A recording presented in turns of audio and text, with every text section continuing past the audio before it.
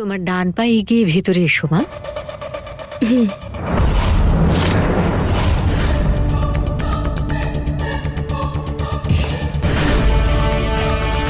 ভেতরে এসো মা।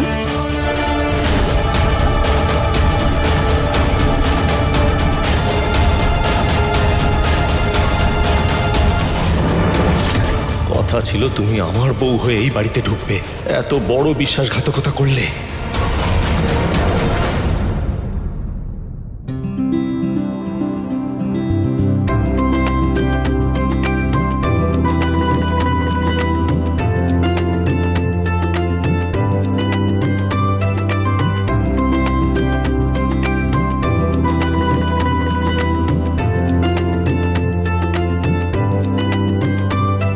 বাবা অর্জুন, আমার কথা মতোই বিয়েটা করে তুমি এই পরিবারের সম্মান রক্ষা করেছো। থ্যাংক ইউ বাবা, থ্যাংক ইউ ভেরি মাচ।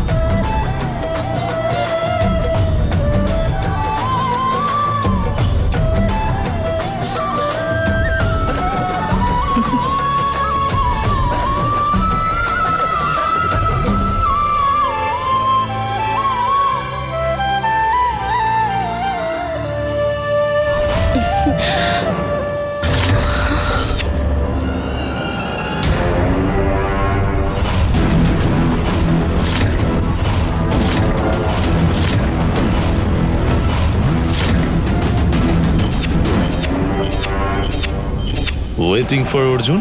তুমি এখানে আমাদের রুমে কি করছো কর্ণ? কেন এসেছো এখানে? এ কেমন প্রশ্ন সুনেত্রা? এই ঘরের সাজসজ্জা তো ছিল আসলে আমাদেরই জন্য, তাই না?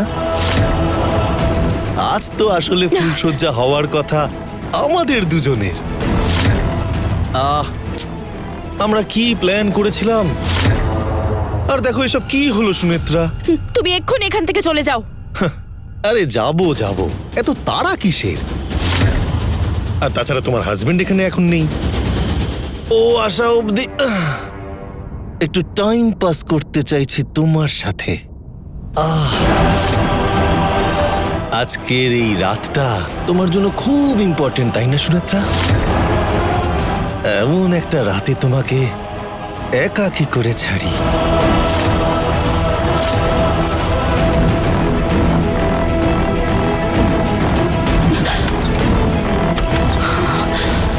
কর্ণ কি ওর শক্তি ফিরে পেয়েছে?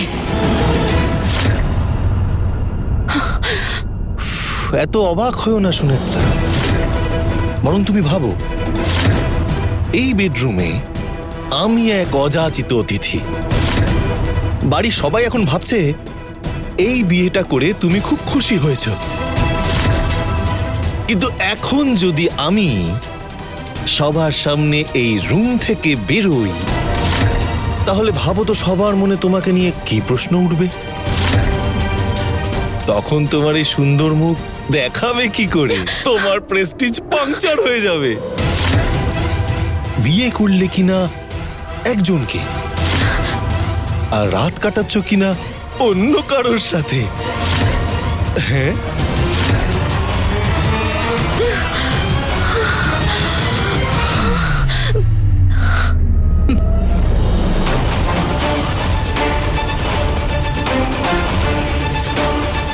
তুমি যাকে ইচ্ছে বিয়ে করতে পারো সুনেত্রা, কিন্তু আমার হাত থেকে তোমার নিস্তার নেই।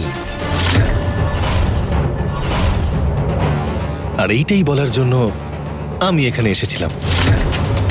বেচারা, যার সাথে সারা জীবন কাটাবে সেই অর্জুন এখন অন্য জায়গায় ফুর্তি করছে। যদি তুমি ভেবে থাকো আজ থেকে তোমার নতুন জীবনের সূচনা হলো, তাহলে সেই সাথে তোমার দুঃখেরও সূচনা হিসেবে দিনটা নোট করে রেখো। তুমি যখন আমার হলে না, এক মুহূর্তের জন্য হলেও তোমাকে আমি অন্য কারোর হতে দেব না। কি করবে ভেবে দেখো।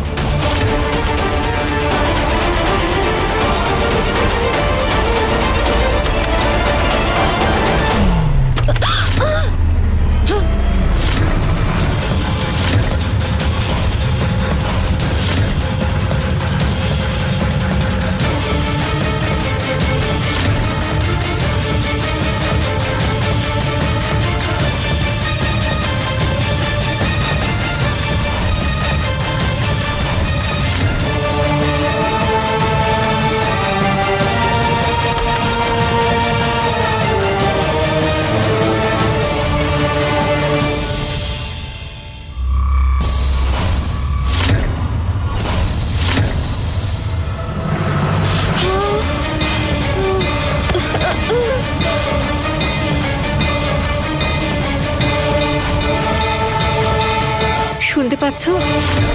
দর্শিনী, চোখ খোলো। আরে কি হলো? দর্শিনী, এই তোমরা এখানে সবাই কেন বসে আছো আর ওকে কেন ডিস্টার্ব করছো? যাও গিয়ে ঘুমোতে যাও। তুমি বোধহয় ভুলে যাচ্ছ, ও একেবারে ঘুমোচ্ছে না, কোনোভাবে হয়তো জ্ঞান হারিয়েছে।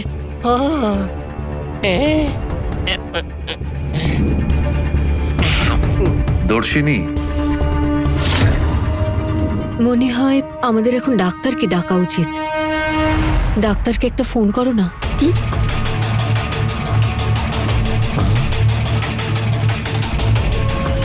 ঠিক আছে তো?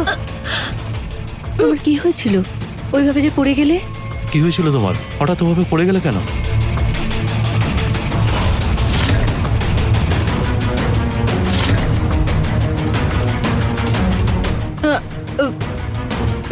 আমার একটু বিশ্রাম নেওয়ার দরকার। আমি একটু একা থাকি। কিছু দরকার হলে বলবি কিন্তু, হ্যাঁ? কখন উঠবে ও?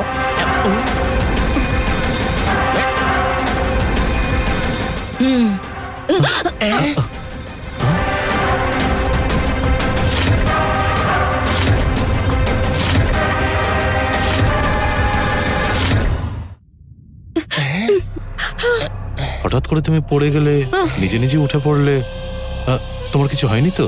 আগে বলো তো, আমার মুখে কে জল ছিটিয়ে আমাকে জাগিয়ে তুললো? কে আবার ছিটাবে? আমিই ছিটিয়েছি।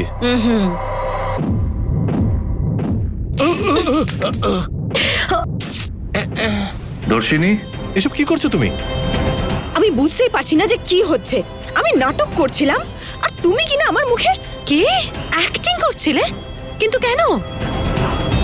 আমার যেটা দেখা উচিত নয় সেটা যদি দেখে ফেলি তাহলে নাটক করা ছাড়া আর কি করব? কি নিয়ে কথা বলছো তুমি? পরিষ্কার করে বলো তো।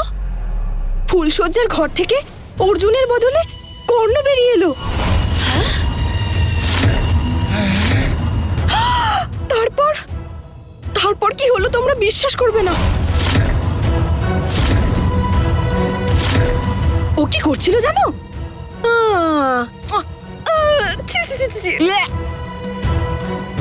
তারপর সুনেত্রা ঘর থেকে বেরিয়ে এলো, আমায় দেখতে পেয়ে গেল। তারপর কি করলাম জানো? আমি এমন ভান করলাম যেন আমি পড়ে গেছি, এমন অ্যাক্টিং করলাম যেন মনে করে সত্যি অজ্ঞান হয়ে গেছি। তার মানে কর্ণ সুনেত্রার ঘরে ছিল।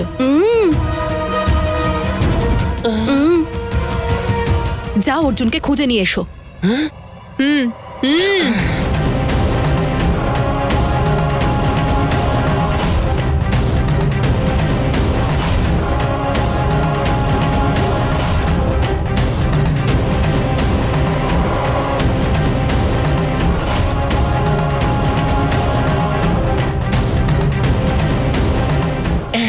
আমি সারা বাড়ি খুঁজলাম কিন্তু অর্জুন কোথাও নেই। অর্জুনকে খুঁজে পাওয়া যাচ্ছে না। নতুন বউয়ের ঘর থেকে কর্ণ বেরোলো, অর্জুন হঠাৎ বাইরে চলে গেছে। কি চলছেটা কি এদের সবার মধ্যে?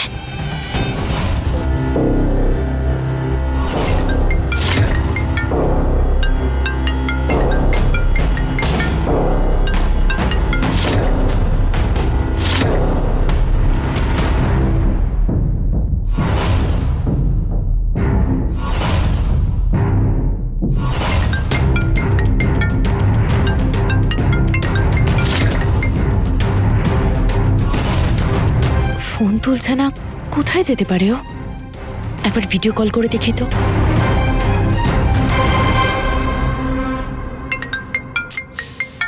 সুনেত্রা ভিডিও কল করছে।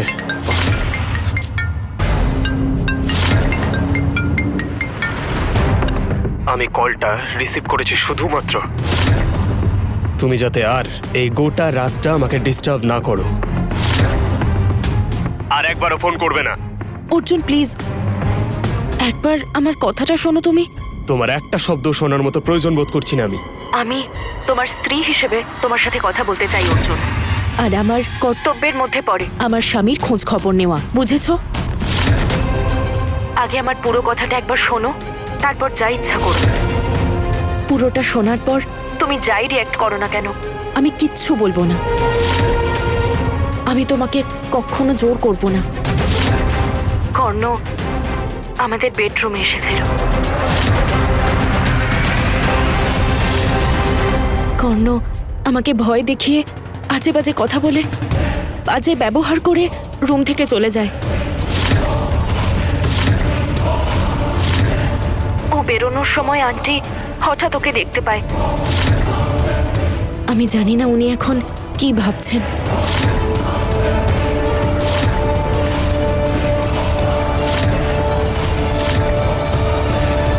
কিন্তু অর্জুন, যদি স্বামী স্ত্রী আজ রাতে যদি একসাথে ঘরে না থাকে, তাহলে অন্যরা অনেক কিছু ভাবতে পারে, অনেক কথা বলতে পারে।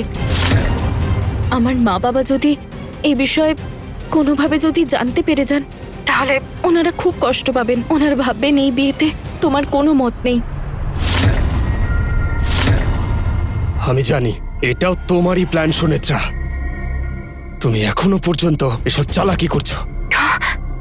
এটাও তোমার একটা ড্রামা, তাই না? আমি ভেবেছিলাম আমি কোনোদিন আর ড্রিঙ্ক করব না। আজ আমার এতটাই খারাপ লাগছিল যে বাধ্য হলাম। অর্জুন প্লিজ, এসব খেও না, বাড়ি ফিরে এসো। সুনেত্রা, আর একবারও ফোন করবে না। আচ্ছা, কর্ণ তোমার ঘরে কেন এসেছিল? কি দরকার ছিল ওর? শুধুমাত্র তোমার জন্য। আমি কর্ণর সঙ্গে কথা বলবো, তোমাকে আর টেনশন নিতে হবে না। এরপরে ও কখনো আর তোমাকে বিরক্ত করবে না।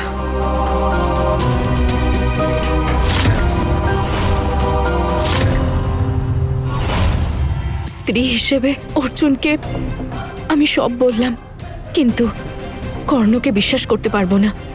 কারণ এখন ওর মধ্যে অসুরের শক্তি ফিরে এসেছে। অর্জুনের কোনো রকম ক্ষতি আমি কিছুতেই হতে দেব না।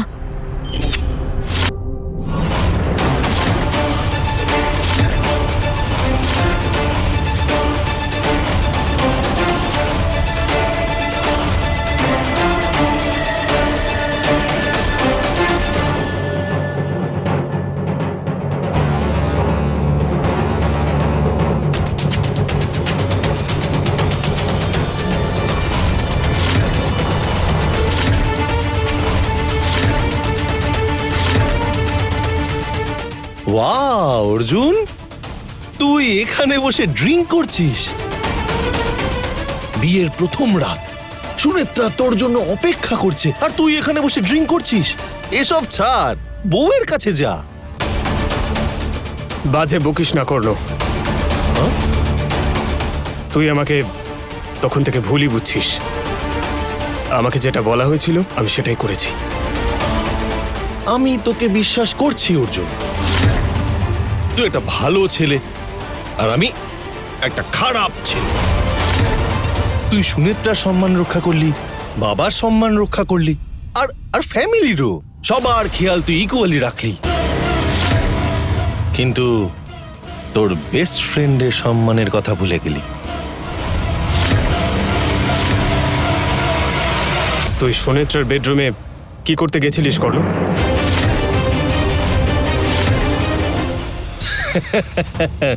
হ্যাঁ, বুঝেছি বুঝেছি। তোর বউ আমার ব্যাপারে তোকে অনেক কিছু রসিয়ে রসিয়ে নিশ্চয়ই বলেছে। আজ পর্যন্ত তুই আমাকে সমস্ত প্রবলেম থেকে উদ্ধার করেছিস, কিন্তু আজ তোর বউ আমাদের মধ্যে প্রবলেম ক্রিয়েট করছে। এই শোন কর্ণ, আমাদের বাড়িতেও অনেক মহিলা রয়েছে। আমরা যদি চাই তারা সম্মান পাক, তাহলে আমাদেরকে সেটা শুরু করতে হবে। আমরা যদি সেটা না করি, তার জন্য ভুগতে ওদের হবে।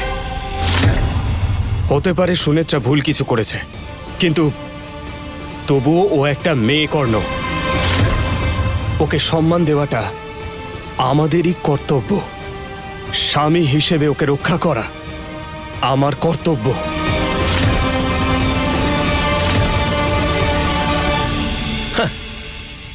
একজন স্বামী হিসাবে তুই তোর কর্তব্য করেছিস,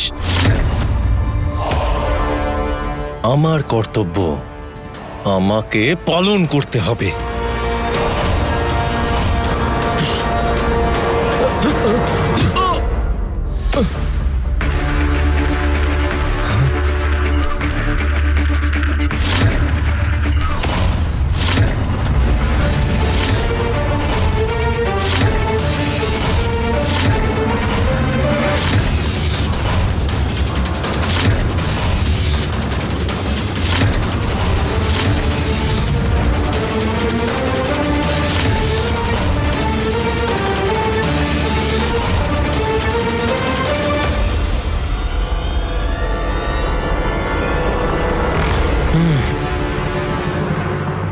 বাহ, তুই আমার উপর হাত তুলি অর্জুন। কত বদলে গেছিস তুই। সুনেত্রার প্রতি তোর এই ভালোবাসা দেখে আমার মন ভরে গেল। তোর বউকে তুই এতটাই ভালোবাসিস ভাই? এতদিন শুধুমাত্র বইয়েতেই এই রকম প্রেম কাহিনী পড়ে এসেছি, কিন্তু এই, আর কখনো আমার সামনে যদি কোনো রকম আজে বাজে কথা বলেছিস, তখন আর আমি কথা বলবো না, আমার হাত কথা বলবে।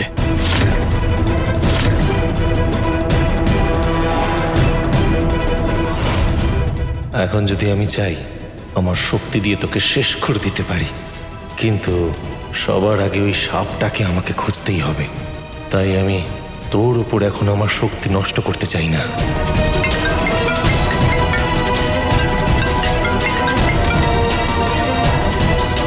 অর্জুন, কোথায় আছো তুমি? কর্ণ কি তোমার সাথে আছে? আমরা একসাথেই আছি। তাহলে দুজনে একসাথেই এখানে এসো। আমাকে একটা গুরুত্বপূর্ণ সিদ্ধান্ত নিতে হবে।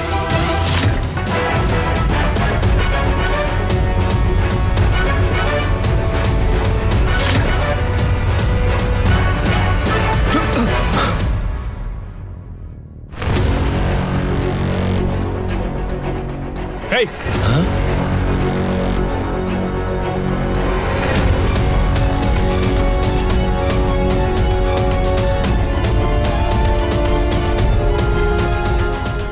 দেখো দেখো, এইমাত্র সুনেত্রার ঘর থেকে কর্ণ বেরিয়ে এলো, আর এখন কর্ণ কিনা অর্জুনকে বাড়ি ফিরিয়ে নিয়ে আসছে। এসব নাটকের কোনো অর্থই বুঝি না আমি। অর্জুন আগে কখনো নেশা করে ফেরেনি, তাহলে আজকে কেন নেশা করে ফিরল? তার মানে নিশ্চয়ই কিছু না কিছু ব্যাপার আছে। আচ্ছা, অর্জুন বাইরে যখন নেশা করতেই গিয়েছিল, তাহলে ওকে আমাকে খুঁজতে বললে কেন? অর্জুন, এই, আমি ভেবেছিলাম তোমরা দুজন আমার ভরসা। একজনকে তো আমি অনেকদিন আগেই হারিয়েছি, আর অর্জুন আজ তুমিও আমার সমস্ত আশা ভরসায় জল ঢেলে দিলে। বড় বাবা, এইভাবে কেন কথা বলছো তুমি? আমি এই বিয়েটা করতে বলেছিলাম পরিবারের সম্মানের কথা ভেবে, আর তুমি কিনা এই কাজ করলে। তোমাদের দুজনের জন্য এটা একটা বিশেষ রাত, এই রাতটা তোমাদের দুজনের একসঙ্গে থাকার কথা, আর ওকে একা ঘরে ফেলে রেখে তুমি বাইরে গিয়ে কিনা ফুর্তি করে এলে।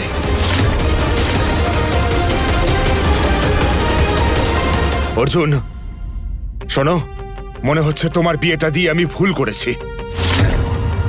এখন মনে হচ্ছে আমি ভুল করেছি। ড্যাড, আমার কথাটা শুনো। এই, একটাও কথা বলবে না তুমি, তা না হলে কিন্তু আমার মুখ নয় আমার হাত কথা বলবে তোমার সাথে। আরে কথাটা শুনবে তো। তোমায় আমি যা জিজ্ঞেস করবো তার উত্তর দাও। কেন গিয়েছিলে তুমি সুনেত্রার ঘরে?